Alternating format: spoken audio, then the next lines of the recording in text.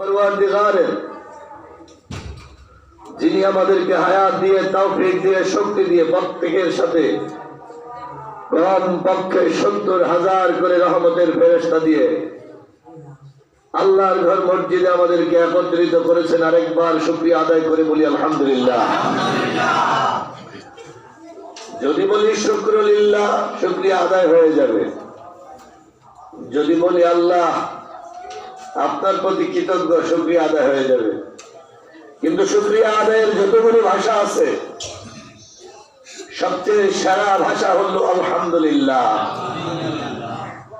আল্লাহ পাক তার হাবিব হযরত মুহাম্মদ মুস্তাফা সাল্লাল্লাহু আলাইহি ওয়াসাল্লামকে যখন সৃষ্টি করেছেন, সর্বপ্রথম তার জবান মুবারক দিয়ে বের হয়েছে আলহামদুলিল্লাহ।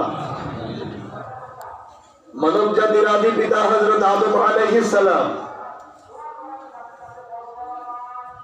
প্রথম নবী হযরত আদম আলাইহিস সালামকে যখন আল্লাহ সৃষ্টি করলেন প্রথম মানুষ হিসেবে, আল্লাহ পাক আদম আলাইহিস সালামের মাথার মধ্যে রূহ ফুৎকার করে দিলেন।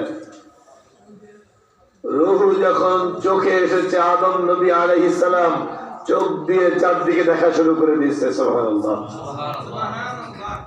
রূহ যখন নাকে এসেছে, আদম আলাইহিস সালাম হাসি দিয়েছে, নাক পরিষ্কার হয়েছে।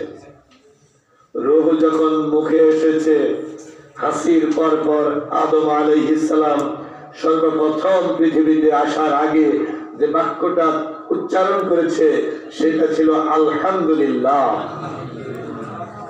এই জন্য উম্মতে মুহাম্মদী আমরা হাসি দিলে কি বলি? আলহামদুলিল্লাহ। প্রথম হাসি দিয়ে কে বলেছিল আলহামদুলিল্লাহ? আদম আলাইহিস সালাম। আমার বাবারা, বন্ধুরা, এটা এত সুন্দর এক ভাষা, যেই ভাষা রাহমাতুল লিল আলামিনের প্রথম জবান মুবারকের ভাষা, যেই ভাষা আদম নবী আলাইহিস সালামের জবান মুবারকের প্রথম ভাষা, সেই ভাষায় আরেকবার উচ্চারণ করে বলি আলহামদুলিল্লাহ। আরো জোরে বলি আলহামদুলিল্লাহ। আরেকটু জোরে বলি আলহামদুলিল্লাহ। আস্তে বলে আল্লাহ শুনবে, জোরে বললেও কি শুনবে? কিন্তু মনে মনে বললে কি শুনবে না? কি বলেন? মনে মনে যদি বলি আলহামদুলিল্লাহ